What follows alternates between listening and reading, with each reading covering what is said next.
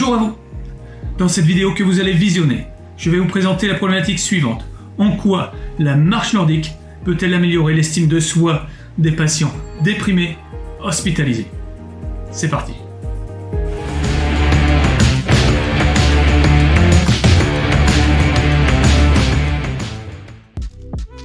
Zoomons un peu sur les bienfaits généraux de la marche nordique et ceux qui pourront particulièrement concerner notre public dépressif. Il est reconnu scientifiquement que 90% des muscles du corps vont travailler. Un médecin du sport, le docteur Jacques Pruvot, a annoncé jusqu'à 98% à intensité variable. L'intérêt majeur de la marche nordique tient de la mise en action articulaire et musculaire du corps. Un mouvement bien pratiqué permettra de soulager fortement le stress articulaire et les contraintes mécaniques liées à la marche.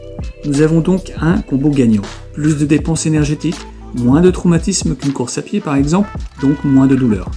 Notons qu'une pratique régulière permettra de renforcer la densité osseuse des pratiquants. La marche nordique, parce que la quasi-totalité des muscles est sollicitée, parce que tous les systèmes sont en action, peut être considérée comme un booster métabolique. Ainsi, de nombreux bienfaits vont en découler. En psychologie, les scientifiques, psychologues, physio-sociologues ont démontré que l'estime de soi se construit, se répare à tout âge au travers plusieurs piliers sur lesquels nous pouvons nous appuyer, mais aussi qu'elle est quantifiable, donc évaluable. Il est temps maintenant de regarder plus en détail les différents leviers que nous allons pouvoir utiliser au travers de la marche nordique pour améliorer l'estime de soi de nos patients dépressifs.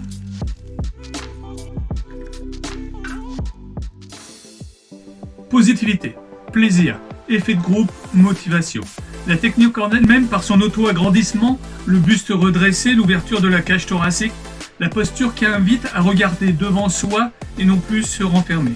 Le travail global pour leur faire ressentir leur corps, le séquençage des séances afin qu'elles soient techniques, progressives, tout en restant plaisantes et ludiques. L'effet waouh de la pratique d'une nouvelle activité physique en groupe et donc avec un véritable effet sociabilisant. Activité intense, la pratique amène un effet apaisant, ramenant au calme, à une régulation de l'humeur. Tout simplement, le fait de se sentir mieux physiquement au travers des bienfaits physiologiques déjà présentés. En prenant garde surtout à ce qu'ils soient dans une situation de réussite, et cela dès la cruciale première séance.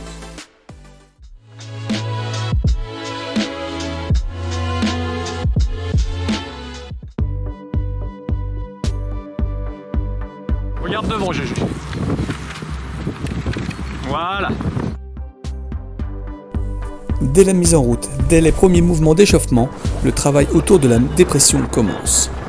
Proposer à tour de rôle de prendre le lead durant les exercices d'échauffement, s'ouvrir aux autres et ainsi redévelopper un lien social dans le groupe. Associer chaque geste à un ressenti, dérouler le pied du talon jusqu'aux orteils et ainsi de suite. La technique de base est aussi travaillée de la même manière pour que chacun puisse, à son rythme, prendre conscience de ses gestes et surtout de sa réussite.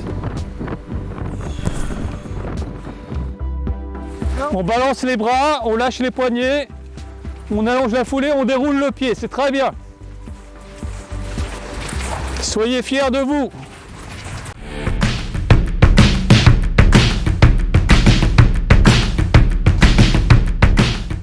Top 1, 2, 3, 4, 5, 6, 7, 8, 9, 10, on relâche. Allez, allez, allez, allez.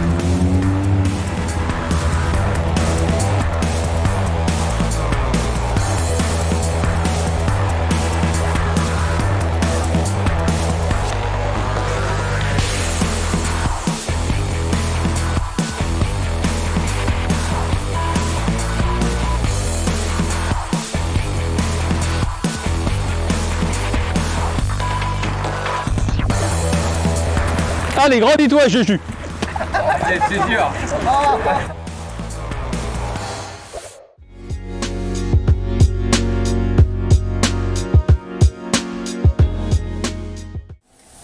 L'utilisation simple des questionnaires à échelle de l'estime de soi de Rosenberg ont permis de valider ce que nous avons vu sur le terrain grâce aux évaluations individuelles. En moyenne, plus 5,4 points d'amélioration grâce aussi au travail multidisciplinaire de la clinique. Ce que nous avons travaillé au fil des séances, la conscience de leur personne, de leur corps, mais aussi leur gain en confiance, en qualité et capacité physique. Simplement la satisfaction d'y arriver en groupe les amène dans le cercle vertueux de la résilience pour aller vers la guérison. La marche nordique au travers tous ces points aide à améliorer l'estime de soi des patients dépressifs et hospitalisés.